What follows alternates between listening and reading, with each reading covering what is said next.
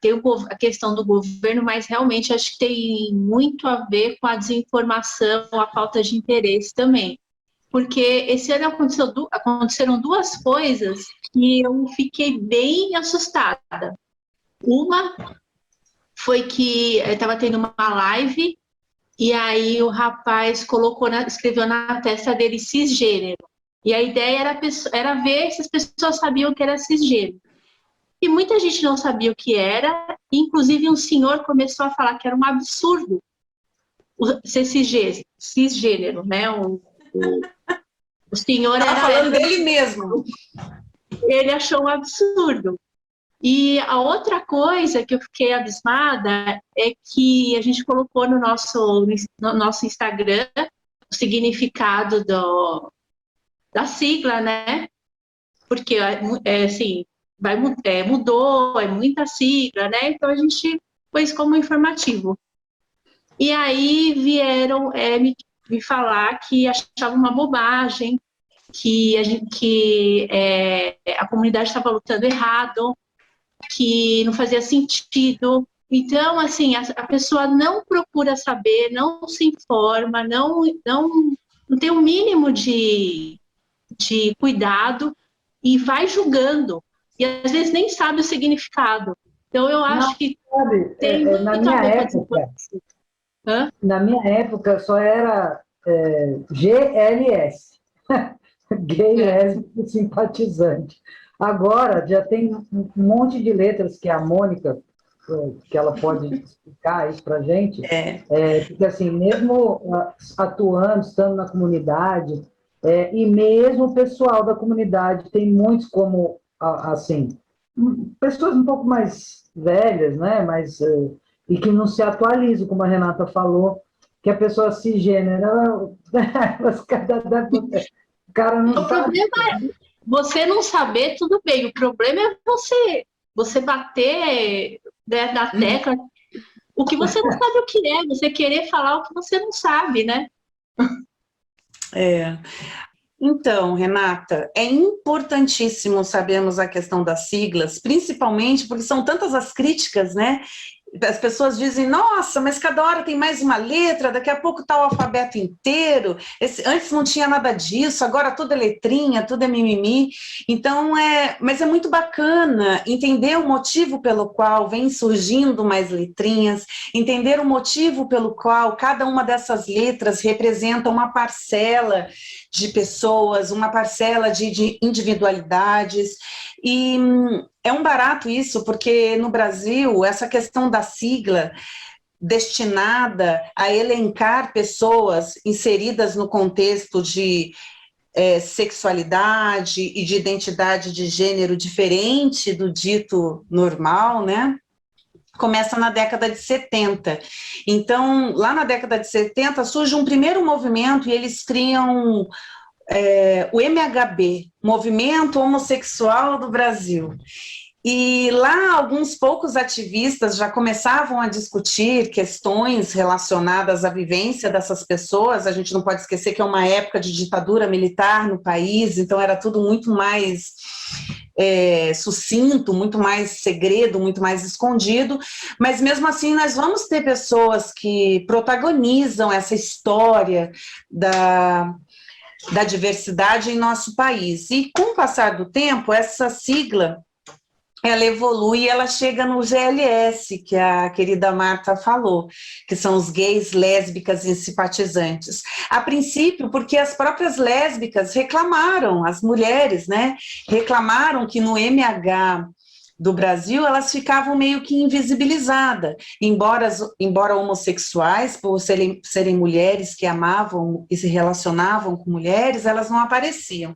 Então surge a GLS, mas a sigla GLS, ela também não vai contemplar as pessoas com gênero diverso, né, com outra identidade de gênero. Então, nós já vamos ter ali por volta da década de 90, 1993, mais ou menos, após algumas conferências e encontros de ativistas, a sigla se transformando em GLBT, gays, lésbicas, bi e transgêneros. Depois, mais um pouquinho, evolui as mulheres naquela vontade de um maior protagonismo e tudo mais, é feita uma conferência, e nessa conferência se estabelece que o L seria a primeira letra da sigla, dando essa passagem às mulheres e também por conta de todas as outras opressões pelas quais as mulheres passam, independente da sua sexualidade. Então, a sigla, em 2008, depois de um seminário nacional, passou a ser LGBT, certo? Beleza. Ocorre que hoje, pelo menos em estudos acadêmicos e na OAB, quando a gente vai fazer alguma coisa oficial, geralmente a gente usa a sigla LGBTI+. Por quê? Porque são várias as outras letras sobre as quais nós já vamos falar, entretanto fica mais didático e mais curtinho, mais fácil para incorporar. Embora seja mais fácil e mais didático, ela é menos inclusiva, menos abrangente, dá menos visibilidade. O mais incorporaria todas as outras diferenças de orientação sexual e de identidade de gênero. Deixa eu te fazer uma pergunta, te interromper um pouco. É que nem na classe, ele fala, professora, LGBT e que, esse que é de queer e não é? Então.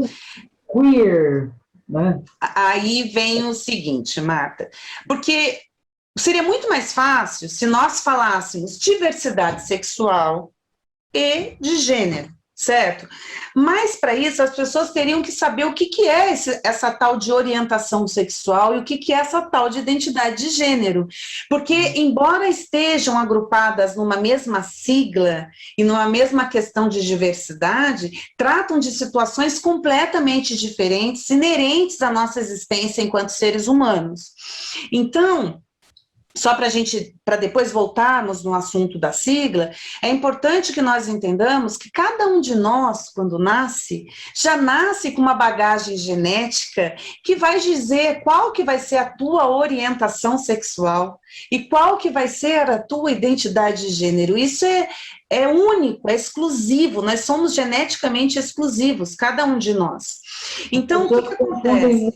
Muito orientação sexual com identidade de gênero. Isso, porque a orientação sexual, Marta, é por quem a gente tem tesão, é por quem a gente se atrai afetiva, emocional ou sexualmente. Isso é a nossa orientação sexual. Então, a nossa orientação sexual, ela é preponderantemente considerada sobre 3 aspectos. Ou ela vai ser uma orientação sexual hétero, né, que seria, no caso, a heterossexualidade. O que é isso? Eu, no meu gênero feminino, tenho atração afetiva, atração sexual por uma pessoa de outro gênero, do gênero masculino. Então, isso seria a heterossexualidade. Se eu sou uma mulher, né, gênero feminino, e tenho atração por outra mulher, por outra pessoa do gênero feminino, essa orientação sexual seria homossexualidade.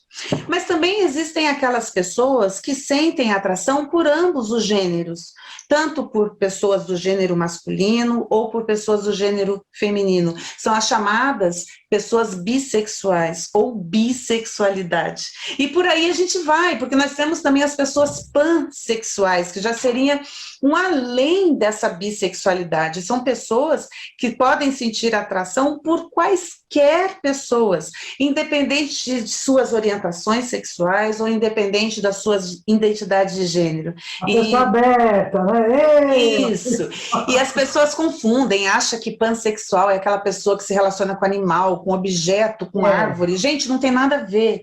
Então, a orientação sexual tem a ver com a nossa atração. Nós não escolhemos, por isso que é errado falarmos opção sexual. Não, nós não temos opção sexual, nós temos uma orientação sexual.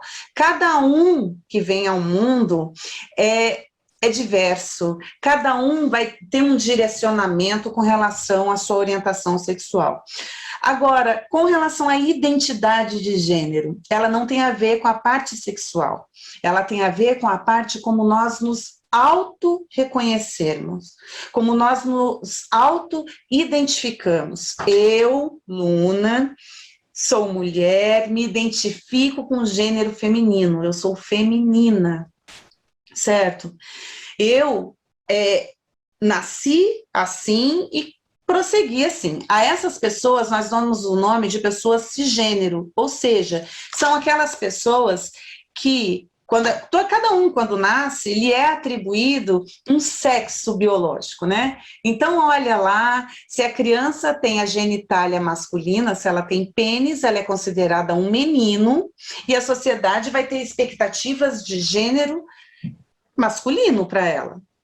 Se essa criança nasce com vagina, ela é considerada uma menina, e a sociedade tem expectativas de gênero feminino para essa criança. Quando esse sexo biológico, ou seja, essa genitália dessa criança vai coincidir com a maneira como ela se auto-se-identifica, seja na infância, na adolescência ou na fase adulta, nós dizemos que essa pessoa é cisgênero, ou seja, tanto a parte do sexo atribuído, né, do gênero atribuído no nascimento, tem pererequinha, tem vagina, é menina, atribuíram um gênero feminino para ela. Se ela cresce e se percebe assim mesmo, beleza, fechou, é uma pessoa cisgênero. Acontece que, às vezes, esse gênero atribuído no nascimento, em decorrência dessa genitália dessa criança, não coincide com a maneira como ela se auto-percebe durante a vida. Isso já desde criança.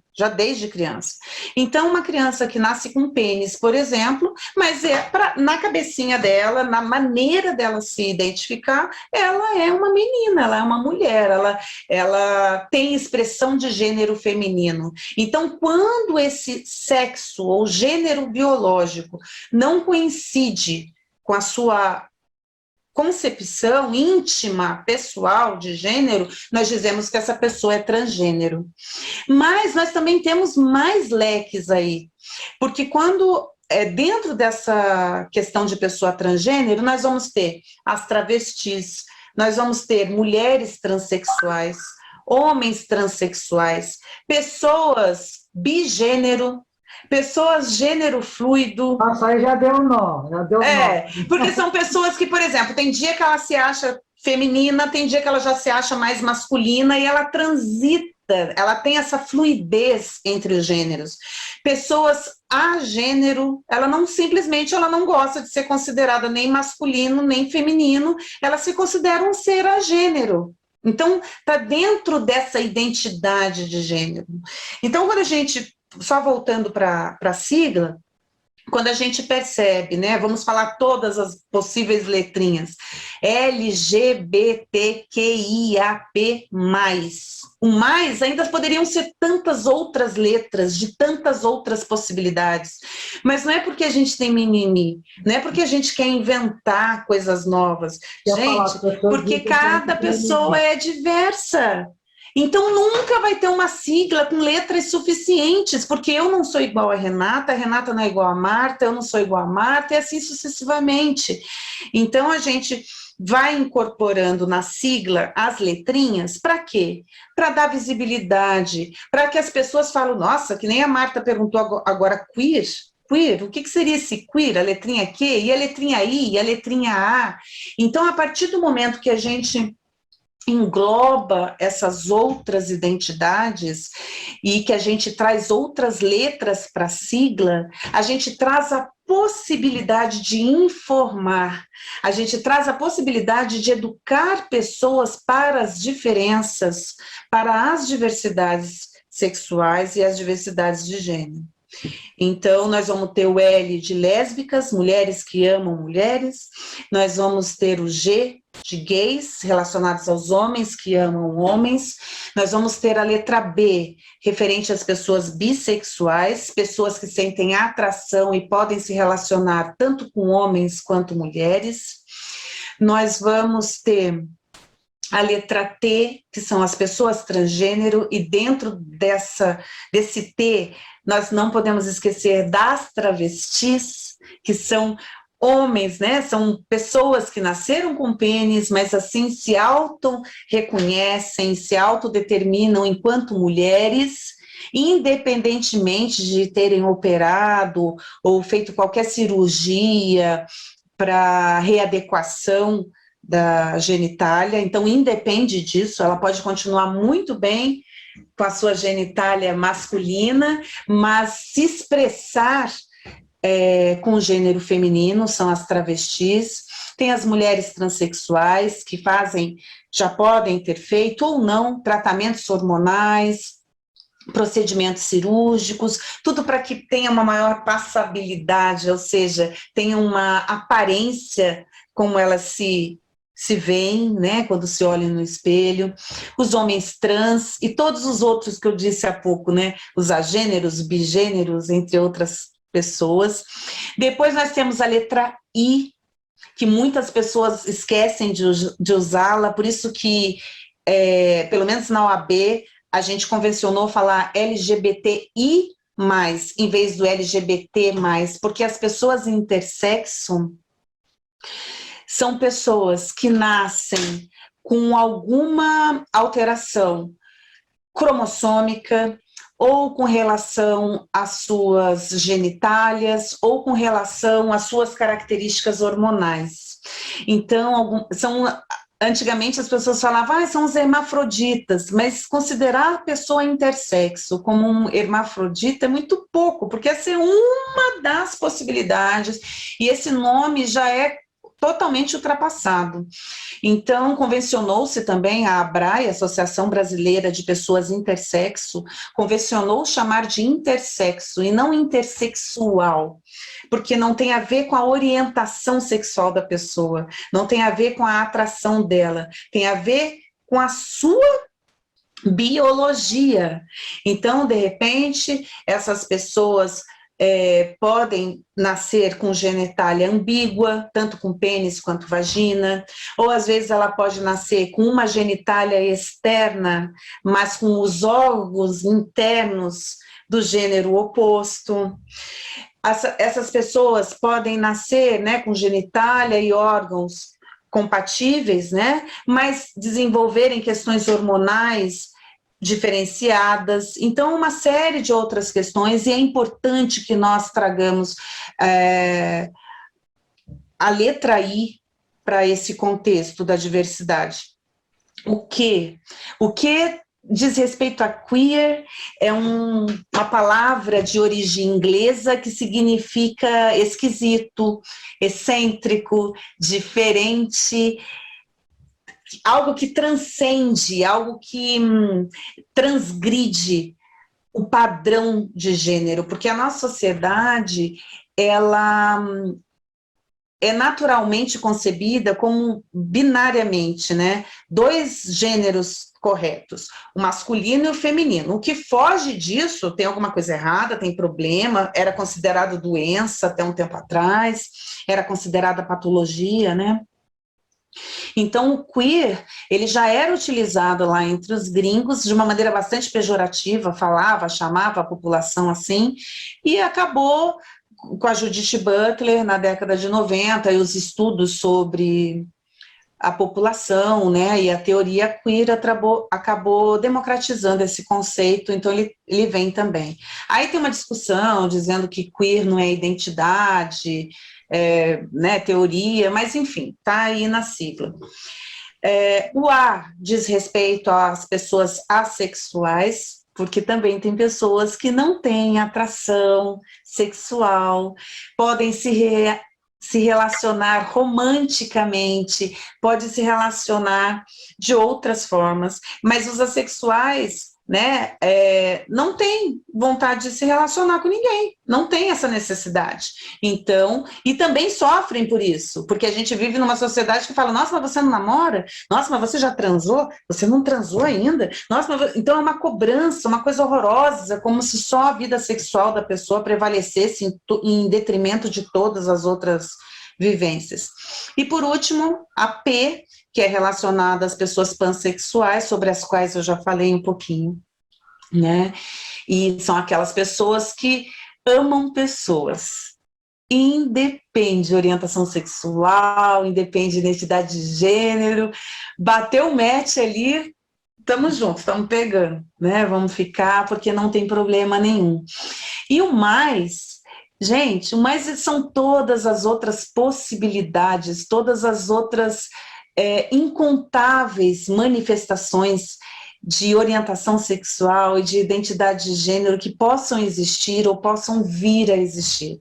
Então, a sigla, ela é muito abrangente por conta disso, porque nós somos seres humanos extremamente diversos. Espero ter respondido. Nossa Senhora! Vamos lá. E aí, gostaram desse trecho? Então, para ver a entrevista completa, entre no canal Deus Samana Cast e lá você vai ter a entrevista completa, essa e muitas outras. Também se inscreva, ative o sininho e dê aquela força pra gente, certo? Até mais!